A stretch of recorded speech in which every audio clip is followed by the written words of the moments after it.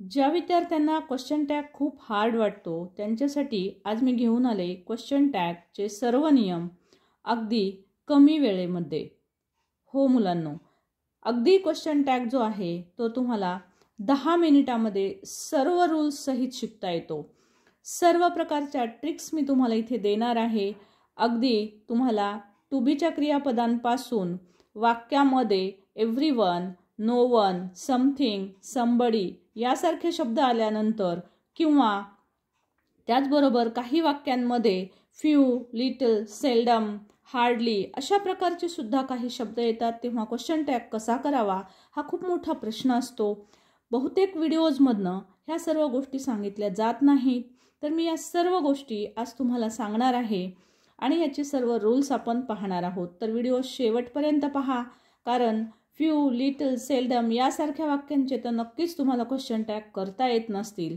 चला तर मग हे सर्व आपण समजून घेऊया। मी गोदावरी तुम्हा सर्वांचं स्वागत करते इझी इंग्लिश ग्रामर फॉर 8, 9, 10 या आपल्या तुम्हा सर्वांच्या आवडत्या चॅनलमध्ये।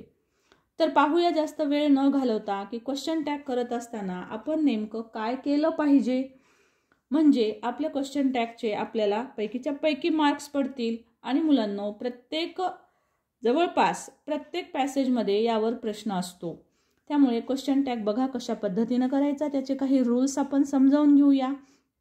सर्वात महत्त्वाचा रूल यासाठी असतो शॉर्ट फॉर्म्स आपल्याला यायला हवेत, कारण क्वेश्चन टॅग पॉझिटिव्ह असेल तर आपल्याला निगेटिव्ह आन्सर घ्यावं लागतं आणि क्वेश्चन टॅग हा नेहमी शॉर्ट फॉर्ममध्ये लिहावा लागतो। जसं पहा इथं लिहायचं आहे आपल्याला इजंट, आरंट, वॉजंट वगैरे सारखा हे सर्व शॉर्ट फॉर्म। जर पॉझिटिव्ह वाक्य आलं तर आपल्याला हा निगेटिव्ह फॉर्म घ्यावा लागतो, हा निगेटिव्ह फॉर्म जर वाक्यात आला तर आपल्याला हा पॉझिटिव्ह फॉर्म घ्यावा लागतो, कारण याचा महत्त्वाचा नियम असतो सेंटेन्स पॉझिटिव्ह असेल तर आन्सर निगेटिव्ह करावं लागतं, सेंटेन्स निगेटिव्ह असेल तर आन्सर पॉझिटिव्ह करावं लागतं। तर हा तो टेबल आहे जिथे तुम्हाला हे सर्व क्रियापद हेल्पिंग वर्ब्स कामाला येणारे आहेत, की इकडचा भाग वाक्यात असेल तर तुम्हाला आन्सर हे करायचं आहे, क्वेश्चन टॅग हा बनवायचा आहे किंवा याच्या उलट। तर मुलांना पहा, रूल्स आपण अगदी कमी वेळेत बघूया। पॉझिटिव्ह सेंटेन्स असेल तर निगेटिव्ह आन्सर करायचं आहे, निगेटिव्ह सेंटेन्स असेल तर आन्सर पॉझिटिव्ह करायचं आहे। कर्ता जो आहे मुलांना दिलेल्या वाक्यातला त्याचा आपल्याला क्वेश्चन टॅग करत असताना नेहमी सर्वनाम घ्यावं लागतं। इम्परेटिव्ह सेंटेन्स जर आलेला असेल तर त्याचा क्वेश्चन टॅग नेहमीच विल यू होतो। लेट्सचं जर वाक्य असेल, लक्षात ठेवा लेट्स, लेट अस असं जर वाक्य आलेलं असेल तर त्याचा क्वेश्चन टॅग नेहमीच शॅल वी असतो। जर वाक्यामध्ये एव्हरीवन, एव्हरीबडी, समबडी, नोबडी यासारखे कर्ता जर आलेले असतील तर त्यावेळेस वाक्यात दे घ्यावं लागतं आणि हो या प्रकारच्या वाक्याचं कशा पद्धतीनं क्वेश्चन टॅग होतो तो नीट समजावून घ्यायचा आहे, कारण यामध्ये आणखीही काही महत्त्वाच्या गोष्टी मी तुम्हाला या व्हिडिओत सांगणार आहे। तर व्हिडिओ शेवटपर्यंत नक्की पाहत राहा। फ्यू, लिटल, सेल्डम, हार्डली यासारखे जर शब्द वाक्यात आलेले असतील तर क्वेश्चन टॅग हा पॉझिटिव्ह होतो का आणि कसा हेही मी तुम्हाला याच व्हिडिओमध्ये सांगणार आहे। तर मुलांना व्हिडिओ शेवटपर्यंत पाहायचा आहे, जेणेकरून यासारखे अतिशय महत्त्वाचे आणि ट्रिकी ज्या काही गोष्टी आहेत, ट्रिकी सेंटेन्सेस आहेत तेही मी तुम्हाला यात सांगणार आहेच। तर मुलांनो, आपण सर्व रूल्स समजून घेऊया। व्हिडिओ तुम्हाला आवडत असेल, यासारखे नवनवीन गोष्टी तुम्हाला शिकायच्या असतील तर व्हिडिओला लाईक करायला विसरू नका। तुमचं लाईक करणं म्हणजे माझ्यासाठी मोटिवेशन असतं आणि यासारख्या अनेक नवनवीन गोष्टी मी तुमच्यासाठी घेऊन येऊ शकते। चॅनलला लाईक करा, शेअर करा, सबस्क्राईब करायला विसरू नका आणि बेल आयकॉनचं बटन दाबा, जेणेकरून तुम्हाला सर्व नोटिफिकेशन्स वेळेवर मिळतील। चला तर मुलांनो, आता हे सर्व रूल्स आपण पाहिलेले आहेत। या रूल्सचा उपयोग आपण वाक्यांमध्ये कसा करायचा आहे ते आपण क्विकली पाहूया। पहा, जर सेंटेन्स मी तुम्हाला सांगितलं की काय करायचं असतं, सर्वात प्रथम तर पहा, तुम्हाला अशा पद्धतीनं एखादं वाक्य दिलेलं असेल, दिलेलं वाक्य सुरुवातीला तुम्हाला ॲज इट इज लिहायचं असतं, त्यानंतर कॉमा द्यायचा असतो। आता रूल्स फॉलो करायचा आहे। दिलेलं वाक्य होकारार्थी आहे का पहा, इथे कुठेही नॉट नाही म्हणजे होकारार्थी आहे। वाक्यात हेल्पिंग वर्ब आलाय का पाहायचं। वाक्यात जो हेल्पिंग वर्ब असेल, जे काही टू बी, टू हॅवचं क्रियापद असेल, मोडल्स, ऑक्झिलरीज असतील तर तो हेल्पिंग वर्ब घ्यायचा आहे त्याच्या नकारासहित। होकारार्थी आहे म्हणून आपण इथे नकार घेतोय आणि नकार हा नेहमी शॉर्ट फॉर्ममध्ये घ्यावा लागतो, म्हणून मी इजचं घेतलंय इजंट. सब्जेक्ट इथं प्रोनाऊनच आलेला आहे, त्यामुळे आपण याचा प्रोनाऊन घेतलेला आहे. Today is a special day, इथे सुद्धा होकारार्थी वाक्य आहे म्हणून मी इज इट. टुडेसाठी आपण प्रोनाऊन घेतलेला आहे इट. प्रत्येक ठिकाणी नाऊनच्या ऐवजी क्वेश्चन टॅग करताना प्रोनाऊन घ्यावं लागतं. इथे वाक्यात यू आर आलेलं आहे, त्यामुळे पॉझिटिव्ह वाक्याचं मी आन्सर केलंय आरंट यू. आता या वाक्यामध्ये हॅव हे हेल्पिंग वर्ब दिसेल म्हणून आन्सर येईल हॅवंट आय. या वाक्यात कॅन हे मोडल ऑक्झिलरी झालेलं आहे, तर पहा सी कॅन प्रोग्रेस. आता मोडल ऑक्झिलरी झालेलं असेल तरी सुद्धा जशाल तसं मोडल घ्यायचे. वाक्य पॉझिटिव्ह आहे तर नकारार्थी तुमचा क्वेश्चन टॅग होईल, त्यामुळे मी इथं आन्सर लिहिलंय कांट शी. लक्षात ठेवायचं आहे वाक्याच्या शेवटी तुम्हाला क्वेश्चन मार्क देणं अत्यंत आवश्यक आहे, कारण हा क्वेश्चन टॅग आहे. She cleans the floor. आता पहा या प्रकारच्या वाक्यांमध्ये तुम्हाला कुठेही हेल्पिंग वर्ब दिसणार नाही. दिलेल्या वाक्यामध्ये फक्त आपल्याला इथे मेन वर्ब दिसतो. जर दिलेल्या वाक्यात कुठल्याही प्रकारचं हेल्पिंग वर्ब नसेल तर अशा वेळेस आपल्याला दिलेल्या वाक्याच्या काळानुसार डूचं क्रियापद घ्यावं लागतं. प्रेझेंट सिंपल प्रेझेंट टेन्स असेल म्हणजेच SES प्रत्यय लागलेला असेल जसा इथे लागलेला आहे, तर आपल्याला डूचा डज हा फॉर्म घ्यावा लागतो. जर SES प्रत्यय नसेल तर डू घ्या, आणि जर पास्ट टेन्स असेल सिंपल पास्ट टेन्स असेल तर आपल्याला इथे डीड घ्यावं लागतं. तर हा रूल सर्वांनी लक्षात ठेवा. वरील या सर्व वाक्यांमध्ये हेल्पिंग वर्ब होते, आपण तेच घेतले होते, पण या वाक्यात हेल्पिंग वर्ब नाही. हेल्पिंग वर्ब नसेल तर डूचा फॉर्म घ्यायचा आहे, डू, डज किंवा डीड. वाक्य होकारार्थी आहे म्हणून मी इथं डिडंट घेतलेला आहे, डझंट घेतलेला आहे, डझंट शी. या वाक्यामध्ये पहा आता वरील सर्व वाक्य आपण पॉझिटिव्ह पाहिले होते. आता हे वाक्य पहा, वी आर नॉट लेट. या वाक्यात निगेटिव्ह सेन्स आहे. वाक्य निगेटिव्ह असेल तर तुमचा आन्सर पॉझिटिव्ह येईल, म्हणून मी इथे लिहिलंय आर वी. ओके. होकारार्थी वाक्य असेल तर नकारार्थी, आणि नकारार्थी वाक्य असेल तर उत्तर येईल होकारार्थी. नेक्स्ट सेंटेन्स बघूया. या वाक्यामध्ये सुद्धा पहा won, Gopal won the race. Won हा क्रियापद आलेला आहे, हेल्पिंग वर्ब नाही आहे, मेन वर्ब आले, त्यामुळे मी आन्सर घेतले डिडंट. गोपालसाठी आपण प्रोनाऊन घेतो आहोत सर्वनाम ही आणि क्वेश्चन मार्क. आता पहा मी तुम्हाला या दिलेल्या रूल्समध्ये इथे तुम्हाला सर्व हेल्पिंग वर्ब्स दाखवले होते. मोडल ऑक्झिलरीज पण काही दाखवले आहेत की ज्याचे शॉर्ट फॉर्म्स कसे असतात आणि कोणते येतात ते आपण पाहिले. तर इथे मी तुम्हाला काही हे स्पेशल फॉर्म दाखवलेले आहेत बघा. ॲमचा बदल होतो आरंट. लक्षात ठेवा, ॲमचा बदल ॲमंट नसतो, ॲमचा बदल आपल्याला आरंट करायचा असतो. विलचा बदल ओंट करायचा असतो, शालचा बदल शांट करायचा असतो. तर हे 3 स्पेशल फॉर्म लक्षात ठेवायचे आहेत, ते तुम्हाला लर्न करावे लागतील जेणेकरून तुमच्याकडनं कोणतीही मिस्टेक होऊ नये. तर स्टुडंट्स पहा, इथे आपण जे वाक्य पाहत होतो की आय ॲमचं वाक्य आहे, तर ॲमंट आय घेता येत नाही, त्यामुळे इथे मी आन्सर लिहिलेला आहे आरंट आय. कारण आय ॲम हा स्पेशल फॉर्म आहे. जर पॉझिटिव्ह ॲमचं वाक्य असेल तर नकार घेत असताना आरंट घ्यावं लागतं. पण याच उलट जर आय ॲम नॉटचं वाक्य असेल तर मात्र त्या वाक्यात ॲमच राहतो. म्हणजे आय ॲम नॉट राईट असं सेंटेन्स जर आलं तर त्याचा क्वेश्चन टॅग ॲम आय असा होईल. परंतु इथे वाक्य आहे आय ॲम राईट, त्यामुळे इथं मला आन्सर लिहावं लागेल आरंट आय.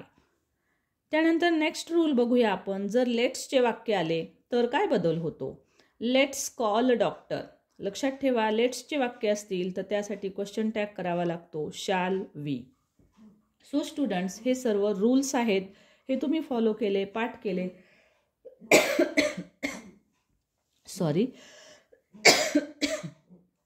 तर तुम्हाला अशाच पद्धतीचं आन्सर हे लर्न करून लिहावं लागेल. आता जर वाक्य आज्ञार्थी असतील, ओबे द एल्डर्स, तर क्वेश्चन टॅग हा विल यू होतो. Once again. तर लक्षात ठेवा, जर आज्ञार्थी वाक्य आलेले असतील तर त्यावेळेस क्वेश्चन टॅग हा विल यू होतो. नकारार्थी जरी आज्ञा असेल तरी पण क्वेश्चन टॅग हा आपला विल यू हा करावा लागतो. सो स्टुडंट्स, तुम्ही ह्या वाक्यांचा स्क्रीनशॉट घेऊ शकता. त्यानंतर काही नेक्स्ट आणि अतिशय महत्त्वाचे रूल्स आपण पाहणार आहोत. तत्पूर्वी याचा तुम्ही एक वेळेस स्क्रीनशॉट घ्या. आणि हो, व्हिडिओ तुम्हाला आवडत असेल तर लाईक करा, शेअर करा. आणि मला माहिती आहे की पुढील काही भागांमध्ये मी तुमच्यासाठी असेच वेगवेगळी खूप अशी माहिती घेऊन येणार आहे जी तुम्हाला नक्कीच माहिती नसेल. तुम्ही नक्कीच व्हिडिओला लाईक करणार आहात. लाईक करालच, कारण पुढील सर्व नियम पहा हे बहुधा तुम्हाला माहीत नसणाऱ्यांपैकी रूल्स आहेत. तर व्हिडिओ आवडल्यास लाईक करायला विसरू नका, शेअर करा, जेणेकरून सर्व विद्यार्थ्यांपर्यंत ही माहिती पोहोचेल. पहा, जर वाक्यामध्ये everyone, someone, no one, everybody, somebody यासारखे बडी शब्दाने येणारे जर शब्द आलेले असतील तर त्यासाठी आपल्याला कर्ता घ्यावा लागतो दे. त्याचबरोबर आपल्याला समथिंग, नथिंग, एव्हरीथिंग यासारखे थिंगने शेवट होणारे शब्द जर आलेले असतील कर्ता म्हणून, तर आपल्याला क्वेश्चन टॅग करत असताना नवीन कर्ता समथिंग इट थिंगसाठी आपल्याला इट घ्यावा लागतो. हे 2 रूल्स अतिशय महत्त्वाचे आहेत आणि ते लक्षात ठेवा. आणि आणखी महत्त्वाची गोष्ट, याचे क्वेश्चन टॅग कसे करतात ते नीट पहा. तर पहा sentence, everyone praised him. See here, everyone praised him. आता मी रूल सांगितला तुम्हाला, एव्हरीवन, समवन, नो वन आलं असेल तर आपल्याला क्वेश्चन टॅग करताना प्रोनाऊन घ्यायचं आहे दे, जे की मी इथे सगळ्या वाक्यांमध्ये घेतलेलं आहे. पण लक्षात ठेवा, अशा प्रकारच्या वाक्यांमध्ये व्हर्ब सुद्धा घेत असताना काळजी घ्यावी लागते.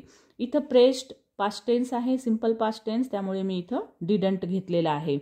पण या वाक्यामध्ये बघा, समवन इज कमिंग, इथे वाक्यात तुम्हाला इज हे हेल्पिंग वर्ब दिसेल, परंतु लक्षात ठेवा आपला नवीन सब्जेक्ट दे आहे.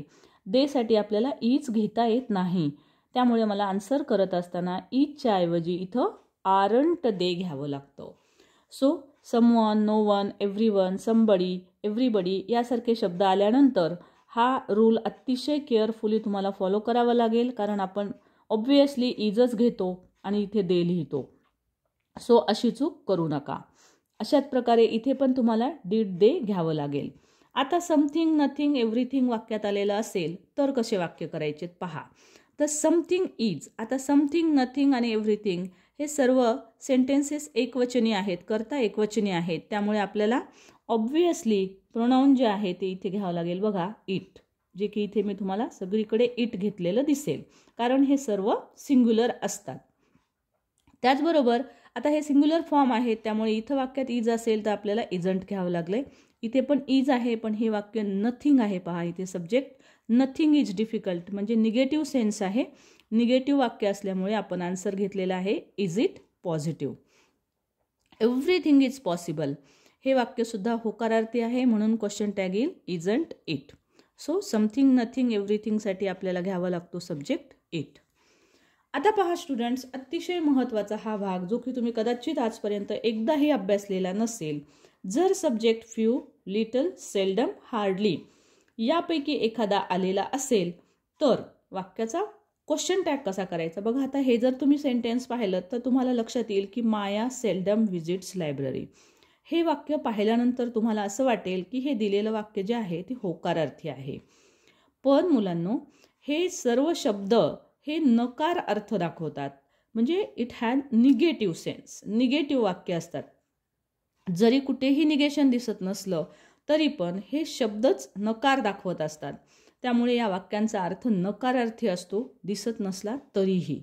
त्यामुळे अशा प्रकारचे शब्द जर वाक्यात आलेले असतील तर यांचा क्वेश्चन टॅग हा होकारार्थी करावा लागतो, पॉझिटिव्ह करावा लागतो. लक्षात घ्या. म्हणून मी केलेलं आहे बघा इथे, माया सेल्डम विजिट्स लायब्ररी. माया सेल्डम विजिट्स लायब्ररी म्हणजेच माया क्वचितच लायब्ररीला भेट देते. म्हणून मी आन्सर केलेला आहे बघा, क्वचित भेट देते म्हणजे ती भेट देत नाही असा याचा अर्थ होतो. म्हणजे हे निगेटिव्ह मिनिंग असतं, म्हणून आपल्याला आन्सर घ्यावं लागतं डज. डज शी, म्हणजे मी इथं होकारार्थीच उत्तर घेतलेलं आहे, कारण ह्या सर्व शब्दांना निगेटिव्ह सेन्स असतो, निगेटिव्ह मिनिंग असतो. तर few people arrived, did they. आणखी एक गोष्ट लक्षात घ्यायची आहे, फ्यू, अ फ्यू ह्या शब्दांचे अर्थ लक्षात घ्यायचे आहेत. तर फ्यू पीपल अराइव्ड म्हणजे खूप कमी लोक तिथे आलेले होते, म्हणजे जवळपास लोक तिथे आलेलेच नव्हते. सो हे अनेक वचनी आहेत, त्यामुळे आपल्याला इथं सब्जेक्ट दे घ्यावा लागतो. आणि दिलेल्या वाक्याच्या काळानुसार आपण इथे हेल्पिंग वर्ब घेतलेले आहेत. ह्या वाक्यात हॅड आलेलं आहे, त्यामुळे हॅडंट इथे सिंपल पास्ट टेन्स आहे, म्हणून डीड दे आणि शेवटी आपल्याला द्यावा लागेल क्वेश्चन मार्क. सो स्टुडंट्स, अशा पद्धतीनं अतिशय माहितीपूर्ण असे आपण व्हिडिओज घेऊन येतो आणि क्वेश्चन टॅग याचे भरपूर रूल्स आहेत. त्यामुळे तुम्हाला अगदी तरीही मी 15 मिनिटामध्येच हा व्हिडिओ सांगितलेला आहे. तरी यामध्ये काही अडचण असल्यास तुम्ही सांगू शकता. त्याचबरोबर याचे जे सर्व वाक्य आहेत यातलं तुम्हाला जे वाक्य आवडलेले आहेत ते तुम्ही नक्कीच कमेंट बॉक्समध्ये टाकायचे आहेत. तुम्हाला जे सेंटेन्स आवडले, त्याचबरोबर तुम्हाला जो रूल माहिती नव्हता त्याचं तुम्ही इथे एक सेंटेन्स कमेंट बॉक्समध्ये जरूर टाका आन्सर सहित, जेणेकरून की तुमचा तो रूलसुद्धा पक्का होईल. सो व्हिडिओ पाहत राहा आणि व्हिडिओ पाहिल्याबद्दल धन्यवाद. लाईक करा, शेअर करा, कमेंट करा. Thank you so much for watching.